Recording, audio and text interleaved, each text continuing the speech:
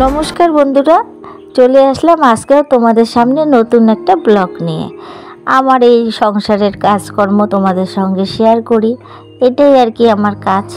আমারও ভালো লাগে, আশা করি তোমাদেরও ভালো লাগবে। তো আজকে বিছনার বেডশিটটা আর কি পাল্টাচ্ছি না, তো আজকে এমনি ঝেড়ে নিয়ে রেখে দিচ্ছি আর কি। আজকে বিছনার বেডশিটটা পরিষ্কারও আছে। আর এই যে আমার বর আর কি, বর মশাই প্রতিদিন কিন্তু একটা কাঁথা গায়ে দিবেই, ফ্যান চালু করলে কিন্তু ওর কাঁথা লাগবে।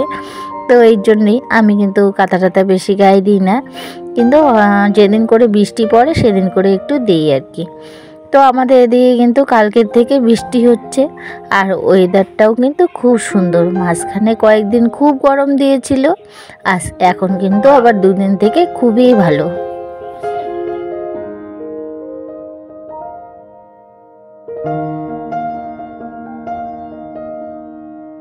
আজকে শুধু কিন্তু আমাদের বিছানাটাই তুললাম, আর বড় মেয়ে যেহেতু এখনও ঘুমাচ্ছে, আর দুই ছেলে মেয়ে গেছে টিউশনে, বড় মেয়ে আজকে টিউশন ছিল না, তো এর জন্য ওই বিছানাটা ওই তুলবে। তারপরে এই যে দেখো, আমি কিন্তু এখন ভালো করে ঘরগুলো ঝাড়ু দিয়ে নিচ্ছি, কারণ যেহেতু ঝড় উঠেছে, বৃষ্টি পড়েছে, তো এই জন্যে কিন্তু নোংরাটাও কিন্তু অনেক ঢুকেছে।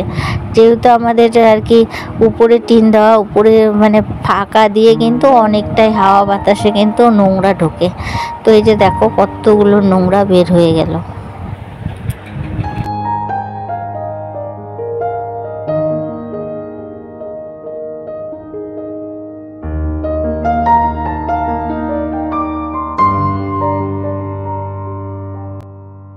ঘরটা ঝাড়ু দিয়ে চলে আসলাম রান্নাঘরে। এই যে রান্নাঘরে এখন কিন্তু আমি চা বসিয়ে দিয়েছি। তো দেখো, ওই যে আমি কিন্তু আমার গরম জলটা করে নিয়েছি এর আগে, যে না হলে না গরম জলটা ঠান্ডা হতে আর কি অনেকটাই সময় লাগে। তারপরে এই যে দেখো, জল গরমটাও আর কি আমি এখন ঢেলে নিচ্ছি। আর আজকে কিন্তু এই যে ভাসুরের আর শাশুড়ির আর ওর বাবার জন্য চা বেড়ে নিলাম। আর ছেলে মেয়েরা কিন্তু এখনও টিউশন থেকে আসেনি।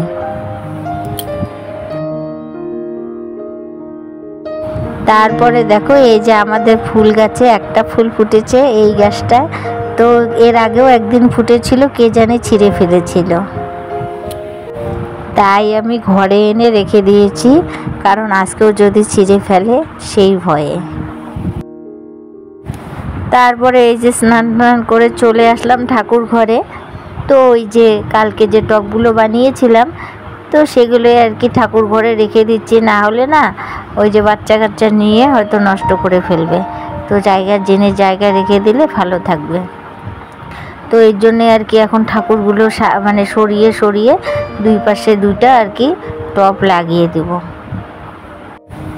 ইচ্ছা আছে ঠাকুর ঘরটা আর কি লোকনাথ পূজার সময় আর কি একটু ফুল দিয়ে ডেকোরেশন করব। তো দেখা যাক কতটা কি করা যায়।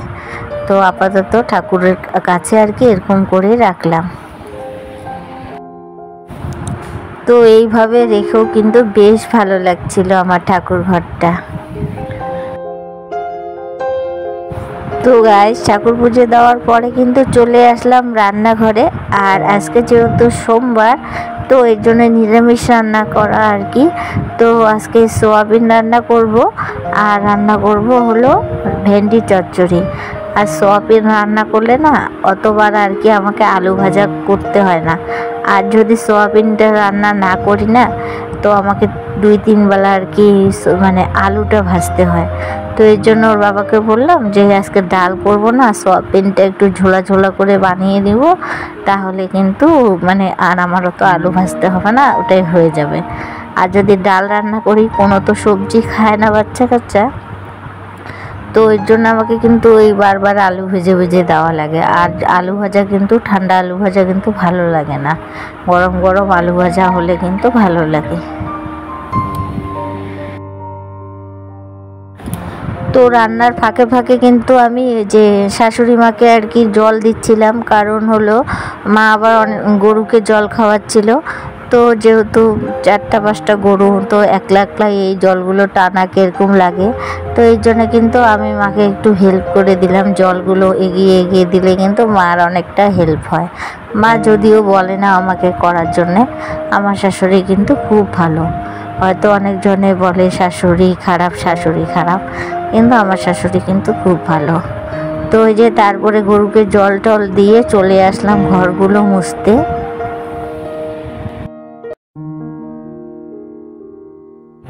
আজকে সকালে আর কি ঘরগুলো মোছা হয়নি, ওই যে মা বলে যে বাড়ির লোক আগে বাইরে যাবে তারপরে ঘর দুয়ার মোছামুছি।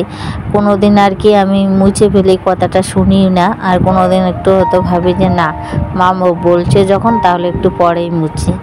তো এই যে মার কথাটা আজকে শুনে নিয়েছি। তো আমার শাশুড়ি আর কি বারবার ওই যে বলছি না বারবার মাটি পায়ে আসে, তো মারই খুব অসুবিধা হয়। তো এই জন্য একটু আজকে ভাবলাম যে না পরেই মুছি। তো এই যে রান্না ঠান্না কমপ্লিট হয়ে গেছে, তার জন্য এখন ঘরগুলো কিন্তু মুছে নিচ্ছি। তো গাইস ভিডিওটা এখানে শেষ করছি। ভিডিওটা যদি তোমাদের ভালো লাগে প্লিজ লাইক কমেন্ট সাবস্ক্রাইব করে দিও।